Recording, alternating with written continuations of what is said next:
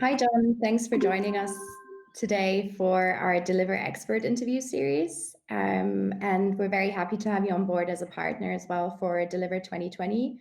Maybe you'd like to start by telling us a little bit about yourself and what you do. Sure. So I'm managing partner of DPI. We're a critical thinking consultancy. So we help senior teams improve the quality of their thinking individually and collectively.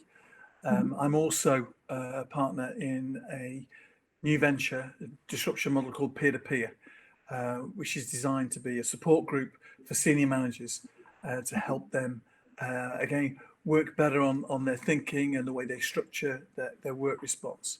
So, yeah, and obviously, people who know me know I've got many years in logistics. I was at DPD for a number of years, 17 years, I think. Mhm. And I've been involved with Deliver from the outset, from the very first event we did in Luxembourg. So Mhm. really looking forward to Amsterdam, fingers crossed. Mhm. But yeah, no, so that's a brief monologue. My background has really been strategy and marketing and business growth. Perfect. Sounds very interesting. We're very happy to have you with us again for Deliver 2020, and sounds like a very valuable asset also to our Deliver community. To start with the first question, what do you think, in your opinion, are the main areas of business which frustrate CEOs more than any other? Wow. I think there's a number of things that frustrate CEOs. I think one thing that really, in my experience anyway, with the clients that I work with and my own life experience, I think lack of innovation. They feel that they're following the competition, not necessarily leading it. We just don't seem to have any fresh ideas. I hear that quite a lot. Mhm. Do we have the right people to drive innovation? Our strategic planning is more of a planning exercise rather than a thinking exercise. Is the other one I hear a lot. In other words, it's sort of an annual planning cycle, and we get a spreadsheet. You just got to populate the cells on the spreadsheet, and each function in an organization does their own thing, and it perpetuates silo thinking, which I know frustrates CEOs. They want their senior teams to be working collaboratively in an agile way and to create lots and lots of innovation and drive change, and it doesn't happen often enough for CEOs. Another one I hear a lot of is that senior teams are a little bit cozy, and CEOs like to shake things up a bit. I don't mean sort of set one against the other and have some sort of fight in the boardroom. Not at all. No, it's about challenging themselves and challenging each other, and not being afraid to ask those difficult questions of colleagues. And it's not personal; it's just about business. But to be challenging, I think that frustrates CEOs. I think the other one is incremental thinking. Instead of trying to come up with game-changing strategy that will take the business forward in a massive way, it's all a little bit too incremental. Mhm. Polishing little things and not big thinking. I think another one is everything seems to take too long. I think CEOs are impatient people, right? They want to see change happen quickly. Um, and I think sometimes it doesn't happen quickly enough. And there's a number of reasons for that. But I would say, I think they're probably the main things that frustrate the CEOs that I deal with. Mhm. Thank you for sharing your thoughts on this. Very interesting. And what do you think are the main barriers companies face to innovate effectively? Right, there's a whole number of reasons why companies struggle to innovate.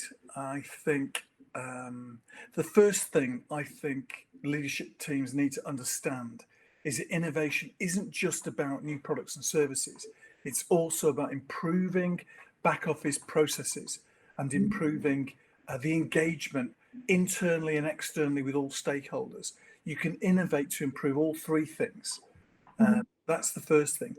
I think there are certain individual mindsets that need to change. And that is when people are afraid to stick their hand up and come up with an idea, afraid of being reprimanded, or if their boss might see it as a criticism that somebody says the processes just aren't working. So I think you need to remove any kind of fear from your organization. I think passivity, it's an odd word, but people basically being a bit, like I said earlier, cozy, comfortable, a bit passive, don't want to change things, reluctant to adjust the status quo. You've got to take that out and get rid of that. I think too much procrastination, not being able to move quickly. I said it earlier about agility. I think this is key. Just settling for the here and now and not looking to change things. Too much rationalizing, overthinking. Sometimes some of the greatest startups and unicorn businesses are based on gut instinct. Sometimes, quite often, there isn't overwhelming evidence. And I think too much in corporate world, there tends to be, where's the evidence? We need checks and balances. Sometimes go with your gut. I think from a corporate point of view, I mentioned silos before, but you've also got politics. A lot of companies are too political, and you've got functions trying to stifle each other. You've got to get all that out of the way. I think functional conflict. You get, finance who are responsible for measuring the numbers, revenue, EBIT, etc. And you've got sales responsible for the revenue. And sometimes functions clash, and that needs to be dealt with. I think you've got to make sure that everybody's rewarded on innovation, on driving things forward. The most successful, innovative companies in the world, whether they're in logistics or entertainment or hospitality, it doesn't really matter. The most successful ones always have one thing in common, and that is that they reward innovation. They recognize it's the game changer. It's the lifeblood of any organization. So make sure every single budget holder or functional head has got maybe 30% of their bonus or remuneration is tied directly to innovation. So there are a few thoughts. There are many more, but there are a few of my thoughts. Thank you. And you mentioned strategic thinking quite a lot. In your experience, why do so many companies fail at strategic thinking? What's holding them back? I think one of the main reasons is people and companies get caught up in a planning cycle, an annual planning cycle, and I think that there are approximately 9 danger signals that CEOs and senior teams should be very mindful of, that can hamper or dampen strategic thinking. Number 1 is the budgeting process is dull and boring, and it's an annual treadmill, and you get the spreadsheet, and it's often driven by finance. Sorry, finance, to keep picking on you, but often finance pull all the numbers together, and it's dull, it's not imaginative, and it doesn't encourage thinking, right? Number 2 is being obsessive about 1 or 2 competitors. I call this COCD, competitor obsessive compulsive disorder, right? And this is where a competitor A and competitor B gets all your attention, and you're benchmarking your own company and your products and services and your pricing and your service levels and your social media tweets, against these 2, and you ignore the guy over there who's coming up with the game-changing idea. So I think don't be obsessive about one competitor. Number 3, I think, is lone decision making, where the CEO perhaps is the guy who comes up with all the ideas. And whilst that's not a bad thing to come up with ideas, ideally spread it amongst your team. Be open that ideas for growth or innovation can come from anywhere. And then try and put the channels in place to pull these ideas to your attention. That's really important. Number 4, I think sometimes it's the flip side. There's too many opportunities, and you haven't got a filter to assess the important opportunities. So there's no focus, and you're going all over the place. I think that can be a big problem to good quality strategic thinking. Mhm. I think another one is too much PowerPoint paralysis. Mhm. You've got PowerPoint and spreadsheets. It's a bit like I said earlier, sometimes, cut through that, keep it simple, go with instinct, get a minimum viable product out there as quickly as possible to test what's Mhm. going on, and be agile at all times. I think one of the tests I often say to clients, to CEOs, is ask every one of your senior team, to describe in 30 seconds what your business is all about. What's the most important thing for your business? What's the best innovative idea we could come up with? Give them this elevator pitch idea, and I guarantee if you've got 10 people in your senior team, you'll have 10 different responses. And that's the biggest indicator that that senior team is not joined up and they're not thinking together collectively or individually well. I think the I don't know what number up to, maybe number 7. There's too much looking backwards, too much spreadsheet extrapolating last year's and the previous year's data. Forget looking backwards. Got to look forward. It's important to be reflective and respect the past, but don't be anchored by it. You've got to be looking forward all the time.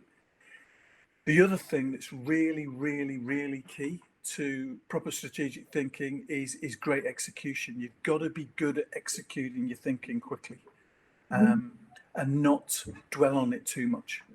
And finally, I'd say it's things like this. It's about communication.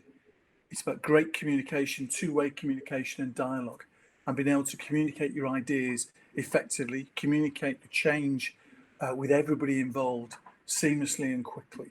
So I think those are the 9 things for me that stifle change and strategic thinking within organizations.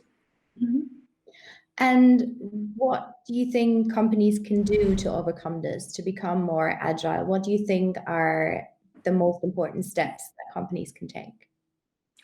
I think step number one, sorry, is to be inclusive. I think the leadership in an organization should include the whole leadership team, also high potential people within the organization. So we've got a product that we provide, a program that we provide called Stealth Threat. And what we do with Stealth Threat is we take high potential people from across the organization. It's a multifunctional team. So from finance, operations, IT, sales, marketing, customer service, HR, and so on. And we get those guys together, and their brief is to design a stealth competitor to damage our own company.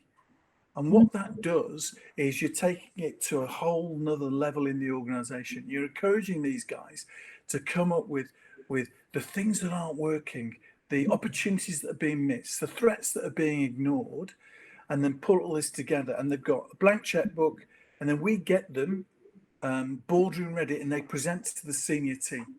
That's just one example. It's a bit of a business game in a certain way, but it's one example about how you can harness talent from all over the organization to help drive change. So the one tip I would say to any CEO or chairman or business leader is develop processes and programs to involve as many people in your organization as possible in creating and driving and delivering that change.